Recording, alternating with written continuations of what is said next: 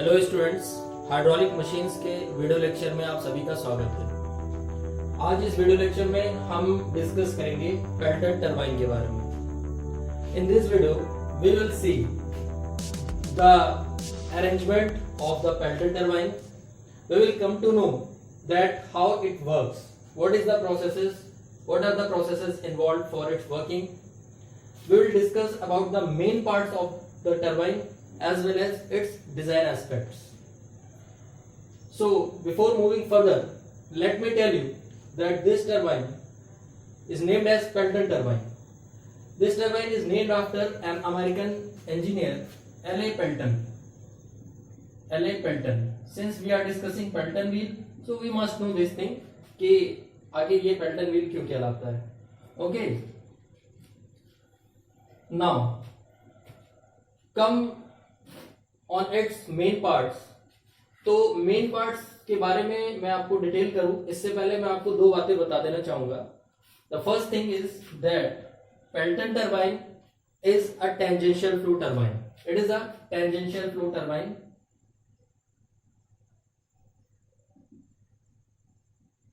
Because why it is tangential flow turbine? Because the jet of water striking, which is issued from this nozzle, is striking in tangentially of the wheel. Okay, ये wheel को tangentially strike करता है, इसलिए हम इसको tangential flow कहते हैं. Second thing, it is the impulse turbine. Why it is impulse turbine? Because this is inlet. ये inlet है. यहां पे जो एनर्जी अवेलेबल है वाटर की, this is in the form of kinetic energy. Available energy is kinetic energy only. Available energy is kinetic energy only. देखिए, there are two factors. Okay, first is impulse turbine और second जो type होता है that is the reaction turbine. Reaction turbine, दोनों में difference ये है कि हम इंपल्स टरबाइन में सिर्फ और सिर्फ काइनेटिक एनर्जी को कंसीडर करते हैं at the inlet, where as in reaction turbine we consider kinetic energy as well as pressure energy which is the potential energy at the inlet. Okay, this two type of energy is considered in the reaction turbine, but in the impulse turbine available energy is kinetic energy. Pelton turbine पे यहाँ पे जो energy consider की जाती है that is only in the form of kinetic energy, that is it is the impulse turbine. Now look, it is the tangential flow turbine, it is also a impulse turbine. So we can say Pelton turbine is a tangentially flow impulse turbine. It is the tangentially flow impulse turbine.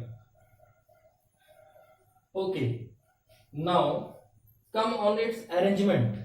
Here you can see Pelton wheel का ये जो arrangement है, इसको आप देखिए. इसमें main parts जो है इसके, penstock, nozzle, spear, runner, shaft, vanes और केसिंग. ये क्या है, लेट अस नो. पहली चीज देखते हैं इसके पेनस्टॉक के बारे में.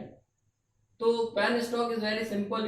You will know simply that ये जो पाइप है, जिस पाइप में ये वाटर कन्वे होकर के आता है और इस नोजल की हेल्प से ये इसको स्ट्राइक करता है, इसी पाइप को हम पेनस्टॉक बोलते हैं. जैसा कि देखिए, कहीं हमारा एक रिजर्वायर है और वो रिजर्वायर के हेल्प से वाटर इधर स्ट्राइक, मतलब यहाँ पे वाटर एक्यूमुलेटेड है इस डायरेक्शन में, यहां से हमारा पेनस्टॉक कनेक्टेड है और ये जो पेनस्टॉक कनेक्टेड है ये कहीं यहां से कनेक्ट हो रहा होगा इसको. तो दिस ये कंप्लीट जो पाइप है हमारा, इसको पेनस्टॉक बोलते हैं. यही हमारा पेनस्टॉक है.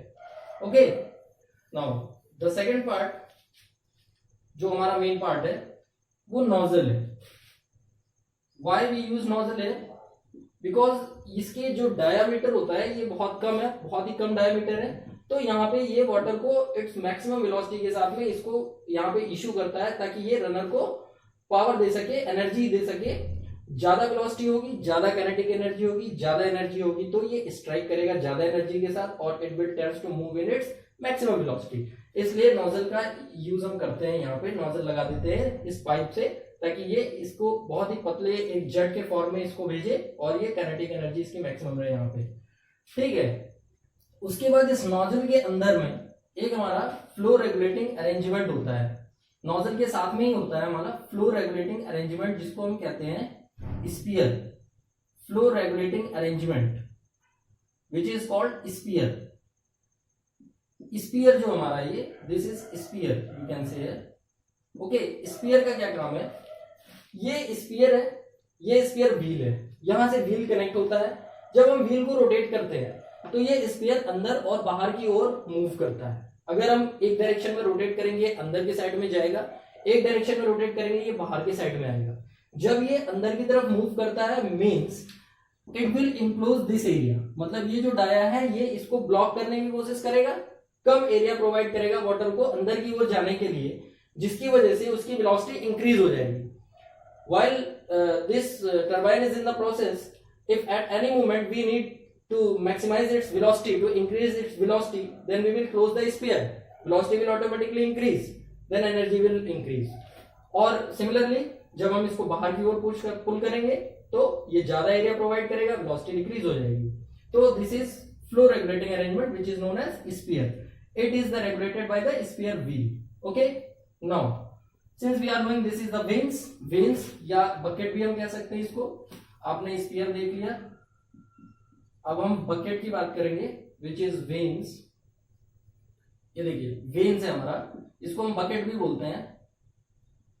ये जो वेन्स होता है इसका काम है कि ये वही चीज है जिसपे ये वाटर हमारा स्ट्राइक करता है। ये वाटर ऐसे फॉर्म में होता है, वाटर स्ट्राइक करता है, it will tends to move in this direction. Okay, तो इसके जो शेप होते हैं ये थोड़ा सा ध्यान देने लायक बात है कि यहाँ पे जो ये बकेट का जो हमारा शेप होगा ये 2 हेमिस्फेरिकल कप के शेप में होगा।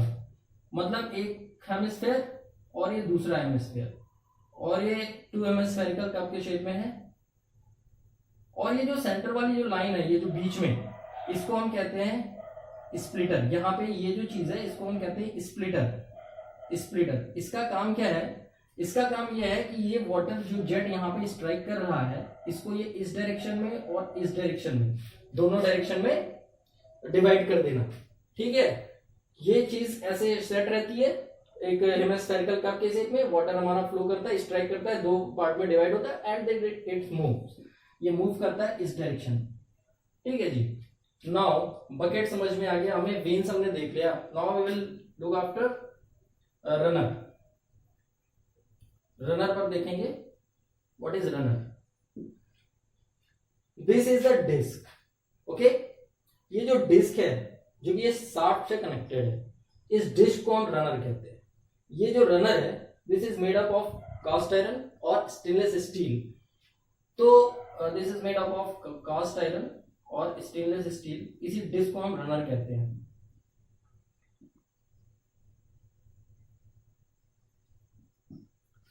उसके बाद ये जो शाफ्ट है ये तो एक हमारा सिलेंड्रिकल रॉड होती है, जो कि मान लीजिए अगर ये आप अरेंजमेंट यहाँ पे देख रहे हैं, ये इस तरीके से शाफ्ट होगा, शाफ्ट के ऊपर रनर माउंटेड होगा, और ये शाफ्ट जो है ये this is in the perpendicular direction, invert to the board, white board, and this आगे जाके ये कहीं पावर जनरेटिंग सिस्टम से कनेक्टेड होगा जिससे पावर जनरेट होगा। We have to take care of this part only, we have to study this thing. Okay, तो ये रनर हमने देख लिया। अब यहाँ पे आप देख रहे हैं एक ब्रेकिंग जेट। तो ये ब्रेकिंग जेट क्या है हम समझ लेते हैं इसको भी। ब्रेकिंग जेट का जो हमारा काम है वो ये है कि देखिए, let us suppose this runner is moving, okay, in its full velocity, whatever we wanted the speed, उस स्पीड से ये रन कर रही है। सडनली हमें इसको रोक देना है। ठीक है, we will stop this the flow of water from this nozzle. लेकिन जब हम फ्लो ऑफ वाटर यहाँ पे स्टॉप कर देंगे then also it will be continuing rotating up to some moment. तो हमें अगर इसको इमीडिएटली स्टॉप करना है तो हम ब्रेकिंग जेट से यहाँ से वाटर रिलीज करेंगे और ये वाटर इसके काउंटर डायरेक्शन में नीचे की तरफ में इसको स्ट्राइक करेगा इस वेन को।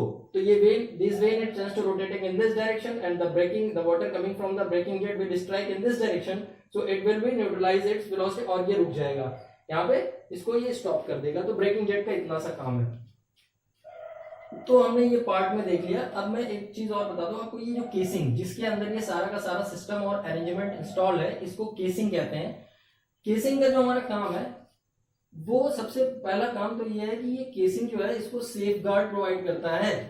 मतलब ये सारा जो अरेंजमेंट है इसके अंदर जो रनर, शाफ्ट, वेन्स, ये सब चीजें जो कनेक्टेड है उसको कोई डैमेज ना हो उसके लिए ये प्रोटेक्ट करता है, तो एक तरीके से ये सेफगार्ड है। दूसरा चीज सेफगार्ड के साथ साथ में ये जो इसका काम है वो ये है कि ये वाटर को स्प्लैश आउट होने से बचाता भी है, कि मतलब ये जेट यहाँ स्ट्राइक कर रही है, जाहिर सी बात है वाटर इधर इधर इधर हर एक डायरेक्शन में स्प्लैश होने की टेंडेंसी रखेगा, तो it protects this casing protects prevent from the splashing of water, prevent water splashing, you can write here prevent water splashing, okay now अब देखते हैं, आपको मैंने इतनी चीजें बताई, एक बार मैं आपको एक्सप्लेन कर देता हूं इसका प्रोसेस ये क्या है, कैसे काम कर रहा है, उसके बाद हम इसके डिजाइन एस्पेक्ट्स के बारे में डिस्कस करेंगे। देखिए ये पेन स्टॉक्स से नोजल से कनेक्टेड है, from the penstock water will come, this nozzle will let the water to go in this direction which the water jet will strike to the vane, ये vane को strike करेगा इस direction में with the energy. तो जब ये strike करेगा तो वेन की जो टेंडेंसी होगी वो इस डायरेक्शन में मूव करने की होगी, since the vane is connected to the runner which is mounted over a shaft, तो ये जब इस डायरेक्शन में मूव करेगा तो ये रनर को अपने साथ में इधर मूव कराएगा, और ये जब रनर मूव करेगा विच is mounted over a shaft, तो शाफ्ट भी मूव करेगा, और शाफ्ट मूव करेगा तो जहां पे पावर जनरेटिंग सिस्टम से ये कनेक्टेड होगा वहां पे इलेक्ट्रिक फील्ड पैदा होगी, जिस तरीके से इसमें पावर जनरेट होगा। ठीक है, अब हमने एक सिंपल सा इसका सिस्टम था जो हमने देख लिया है, now we will discuss about its design aspects. Okay, as a civil engineer we must know its design aspects की क्या है।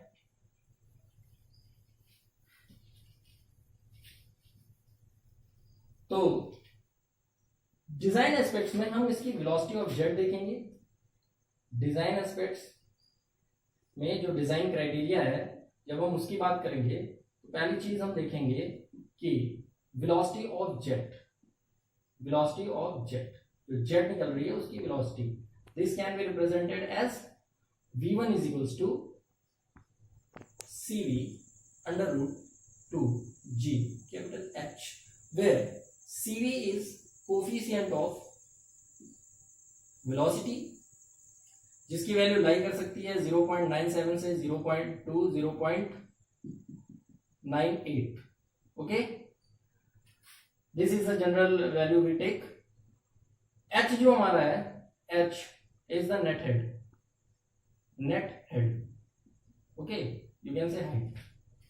उसके बाद जो सेकंड क्राइटेरिया हमारा जो डिजाइन एस्पेक्ट है that is the speed ratio, speed ratio, speed ratio, speed ratio क्या है देख लेते हैं।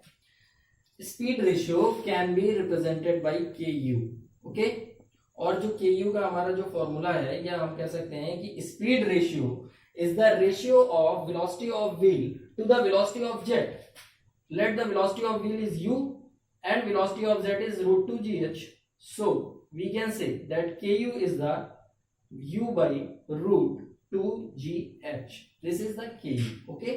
इसकी भी एक वैल्यू होती है पर्टिकुलर, तो इसकी वैल्यू लाई करती है 0.43 टू 0.48 के बीच में, okay. Now the third aspect, the third criteria which we have to take care of is angle of deflection, is angle of deflection।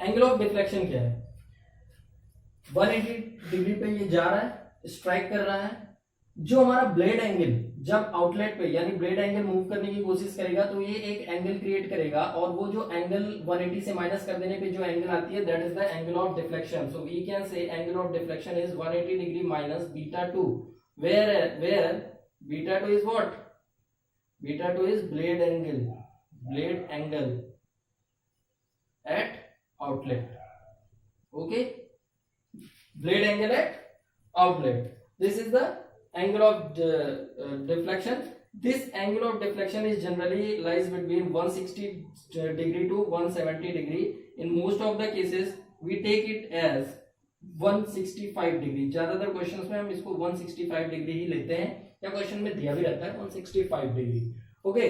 तो ये हमने देखा इसमें एंगल ऑफ डिफ्लेक्शन इसके डिजाइन क्राइटेरिया में। Now we will discuss about its mean dia, okay, mean dia of wheel. Main dia of wheel, ये जो wheel है इसकी मेन डाया क्या होगी, वो कहां से आएगा, वो आएगा वेलोसिटी ऑफ जेट से आएगा, वेलोसिटी ऑफ व्हील से आएगा। हमारे पास ये रिलेशन है u is equals to pi d n by 60, pi d n by 60। तो यहां से हमें क्या मिल जाएगा, d की value will be 60u upon pi n, where n is the speed by which the wheel is moving. Okay, now the fifth part which we have to consider is jet ratio. Okay, we have seen velocity of jet, we have seen speed ratio, we have seen angle of deflection, mean dia of wheel, and now we will look after jet ratio. Okay, speed ratio, velocity of wheel. First let us see velocity of wheel. The fifth part is velocity of wheel. We can first of all we should see that velocity of wheel, कि ये जो wheel की जो velocity है वो क्या होगी। तो वेलोसिटी ऑफ व्हील यानी कि u निकालना है। अब इस रिलेशन से आप देख लो स्पीड रेशियो का जो रिलेशन है, यहाँ से ku is equals to u by root 2gh, means u is equals to ku under root 2gh। ये जो हमारा रिलेशनशिप है this is known as velocity of wheel. के लिए ये हम एक्सप्रेशन यूज कर लेंगे। Okay, now we will see the jet ratio. Sixth part is jet ratio. Jet ratio. Jet ratio क्या मतलब, ratio of capital D to the small d, whereas small d is the dia of jet। ठीक है, यानी इसको हम m से represent करते हैं, and this is the ratio of capital D to the small d, and where capital D you can see here, this is the mean dia of the wheel and small d is the dia of jet, dia of jet। Okay, now the seventh thing, we will see its working proportion of the wheel, working proportion of the bucket, working proportion of the bucket यानी कि depth of bucket और width of bucket. Working proportion of bucket में क्या क्या है, depth और width. ठीक है, तो डेप्थ और विड्थ देखने के लिए हम हमारे पास एक क्राइटेरिया है, जैसे कि देख लीजिए वर्किंग प्रोपोर्शन में सबसे पहले हम आपको देख लेते हैं डेप्थ ऑफ विथ बकेट क्या आएगा। डेप्थ ऑफ बकेट जो है इसकी वैल्यू हमारी जो लाई करती है वो होती है हमारी 2D से 5D के बीच में, या 3D टू 5D के बीच में जो हमारी विथ ऑफ बकेट आती है, डेप्थ ऑफ बकेट आती है। Okay, I would like to explain here. This value lies from 0.8D to 1.2D. Means if I will write this here, 0.8D to 1.2D. Okay, and width of the bucket will be 3D to 5D, जैसा कि बताया था 3D to 5D। Now look, अब इस value में in most of the cases we consider this one, यानी कि 1.2D हम लेते हैं, और इसमें हम ज्यादातर केसेस में 5D कंसीडर करते हैं फॉर आवर सोल्यूशन। ओके, ये मैं आपको एक रेंज बता रहा हूं जिसके बीच में ये लाई करती है दोनों values, but we consider this one and this one. Okay, for our calculation. ये डेप्थ ऑफ बकेट हो गया, विड्थ ऑफ बकेट हो गया। Now we'll see the number of bucket। देखिए यहाँ पे जो वेन्स है, यानी कि जो नंबर ऑफ बकेट्स के हम कितने बकेट इसको कनेक्ट करें रनर पे, this is also a criterion. मतलब ये एक क्राइटेरिया के हिसाब से सेट होगा, ऐसा नहीं कि आप कितना भी रख दो इसको। तो यहाँ पे आप ले सकते हैं नंबर ऑफ बकेट जो आपको देखना है, उसके लिए हमारे पास जो एक्सप्रेशन है वो एक एम्पेरिकल रिलेशनशिप से आया है। नंबर ऑफ बकेट, ठीक है, का जो फॉर्मूला आया है that is obtain from the empirical relationship. ठीक है, जो कि z से अगर हम रिप्रेजेंट करेंगे तो 15 plus 1/2 capital D upon small d। देखिए ये जो capital D upon small d है ये आपको दिख रहा है, this is the value of m। Okay, so we can write here 15 plus 0.5 m। ये जो z की वैल्यू है इससे हमें नंबर ऑफ बकेट मिल जाएगा। Okay, where m is this value. Okay, now let us see number of jets. देखिए number of jet का मतलब कि कितने जेट हो सकते हैं। यहां तो आपको एक जेट दिख रहा है, तो क्योंकि एक नोजल है। पेल्टन व्हील में या पेल्टन टरबाइन में हमको we take one nozzle only, but in other turbine if we require more power to generate, तो क्या करेंगे हम कि एक से ज्यादा हम नोजल ले सकते हैं, maximum 6 nozzle can be taken. Okay, तो नंबर ऑफ जेट में जो हमारी नंबर ऑफ जेट क्या है कि नंबर ऑफ जेट आता है कि अगर rate of flow through turbine, जो टरबाइन का रेट ऑफ फ्लो है, रेट ऑफ फ्लो